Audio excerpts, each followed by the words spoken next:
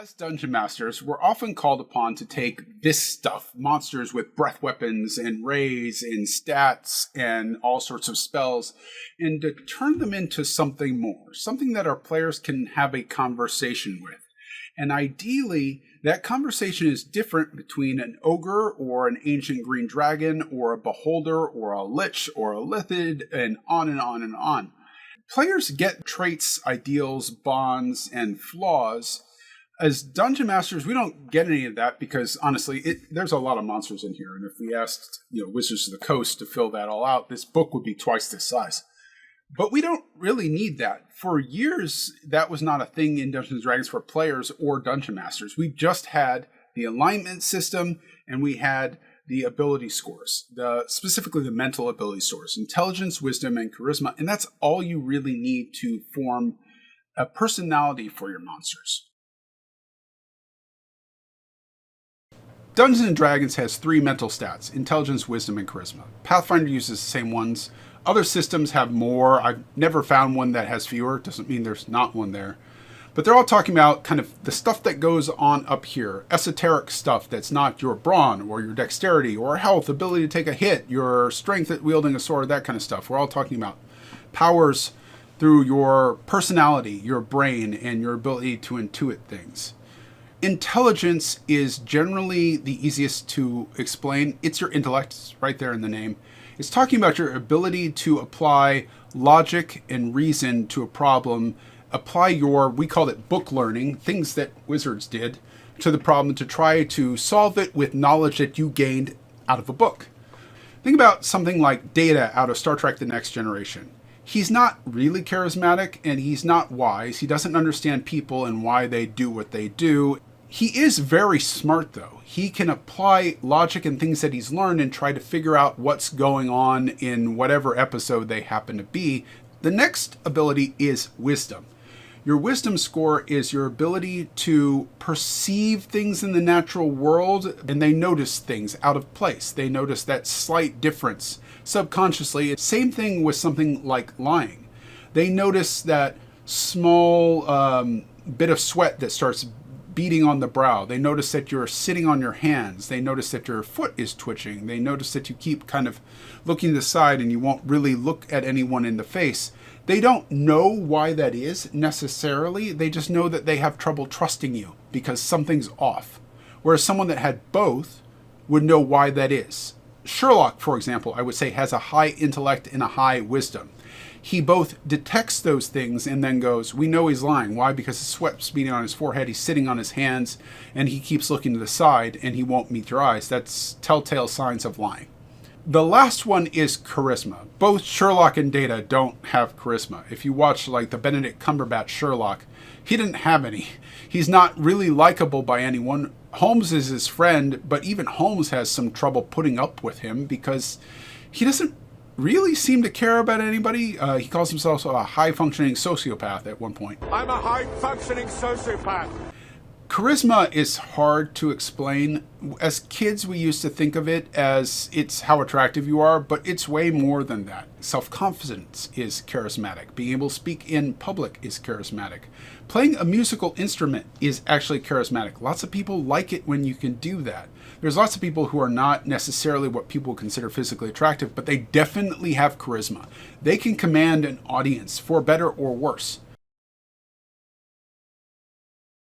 Let's take a look at a few monsters as examples and how we convert those statistics and the alignment into something that we can roleplay and have a conversation with our players. We're going to use as our examples a Nalfeshnee, a Banshee, a Roper, and at the extreme ends, an Ogre and an adult green dragon. Our Nalfeshnee is a chaotic evil demon. Whatever its stats are, and we'll get to that in a moment, it wants what it wants to satisfy its own desires. It's absolutely a Veruca Salt character. I want an Oompa Loompa now! It needs power. It needs money or wealth or magical abilities. It needs to climb the ranks of the abyss.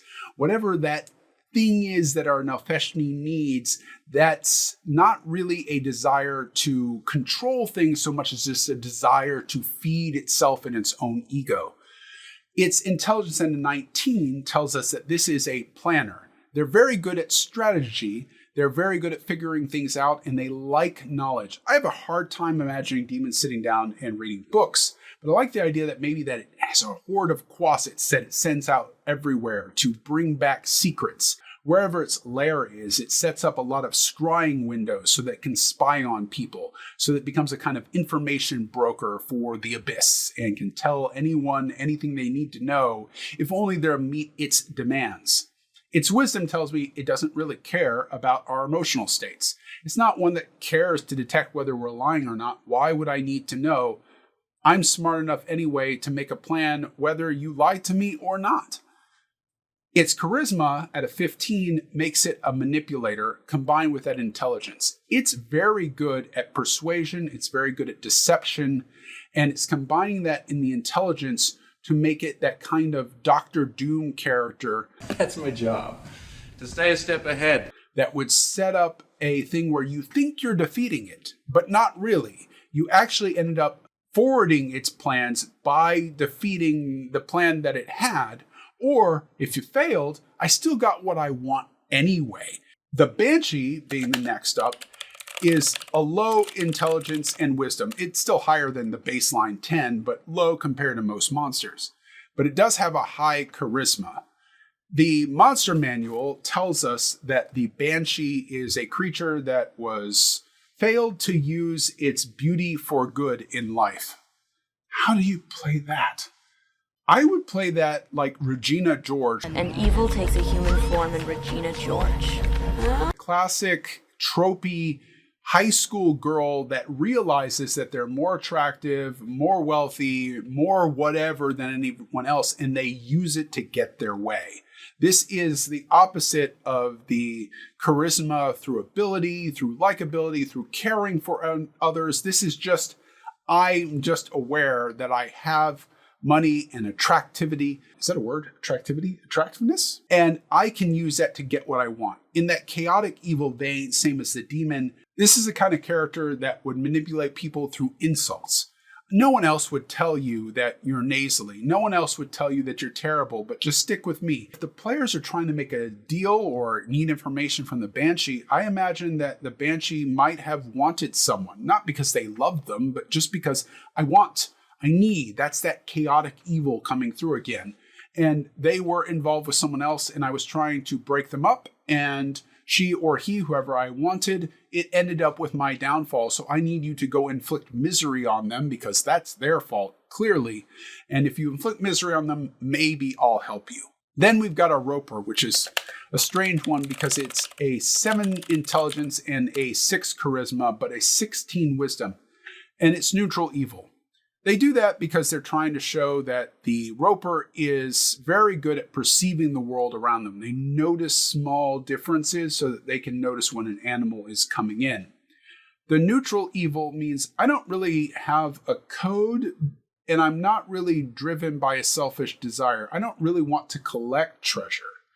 At a 7 intelligence, I might not even really understand what coins and those valuables are for, other than knowing that adventurers are drawn to treasure. So if I pile up gold and these sharp spiky bits of armor and swords around my stalactite and tentacled self, adventurers are going to come try to get that, and I get to eat.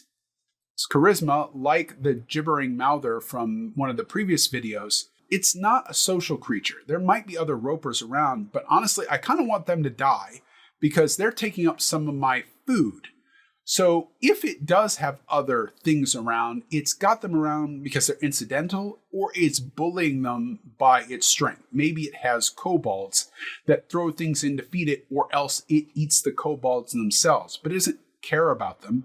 And they're not serving it because they like it. They're serving it because if they don't bring enough food back, they'll be eaten themselves. At our extreme ends, we have the Ogre. The Ogre's terrible across the board. It has a 5 intelligence, less than our Roper. It has a 7 wisdom and a 7 charisma. Just like a Roper, this thing is a bully. If it has other things around, they're going to be smaller than it because it is important that this thing is the biggest and the best. Combine that with its high strength. It's chaotic evil, so like our demon and our Banshee, it's just satisfying its own primal needs for being in charge of a bunch of little things, for being that bully. Its intelligence tells us it's not really planning anything, and its wisdom means that it doesn't understand what people, and nor does it really care to. I imagine this thing like the raccoons out of an old book, Where the Red Fern Grows. Don't do this, but in that book, I believe it's that book, he puts a shiny coin in a log because when the raccoons reach their hand in the log and they grab onto it, they're not smart enough to let go of whatever that shiny thing is.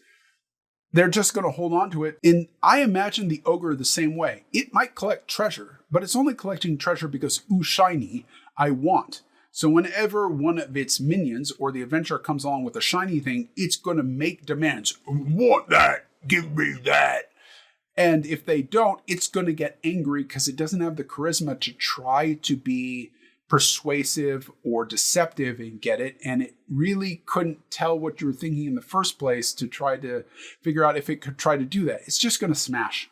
Hulk smash. The adult green dragon at the complete opposite end is strong across the board. 18 intelligence, 15 wisdom, and a 17 charisma. And it is lawful evil, unlike our previous monsters.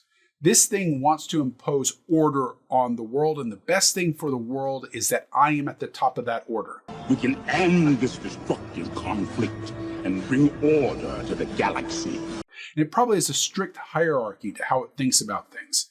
Dragons at the top, well, green dragons at the top, then other dragons, then maybe lizard folk, and then kobolds, and then all the other two-legged cows that I can come along and eat and are good with ketchup. It is definitely a planner, and it is definitely a manipulator, but it also can tell what you're thinking. It can be empathetic. It can try to make you think it's on your side and go, no, I'm on your side. It will go along with you, unlike the Nalfeshnee, long enough to stab you in the back when it turns to its advantage. That's all I need for any of the monsters in this book, just its alignment and its 3 mental stats to kind of prep a monster for wanting to have a conversation with players. Let's take like a chaotic good genie that has a 20 charisma, a 16 wisdom, and a 15 intellect. I would play that very much like Robin Williams' Genie, where it's likable, it's smart, it's wise, it knows that you shouldn't be lying to Jasmine. That's not going to get you anywhere. Don't you know better than this, Aladdin? But at the same time, it's super likable, it's fun, it likes to make jokes, it likes to sing songs, it is talented, it is super confident in who it is, and it wants to help people. But it's not really concerned with any rules or anything like that. It's always impulsive. And prep it off the top of my head and just go, okay, these are what those stats mean to me. Our next video, I think, is going to be about another dungeon because I did make promises, so we'll do that. And I think it's going to be about like a level 4 or 5 monster that we pick, or several monsters. So if you've got any suggestions, put them down in the description. I'll take a look at them and see if I can come up with something. In the meantime, Dungeon Masters, remember you're a player too. Try to have some fun.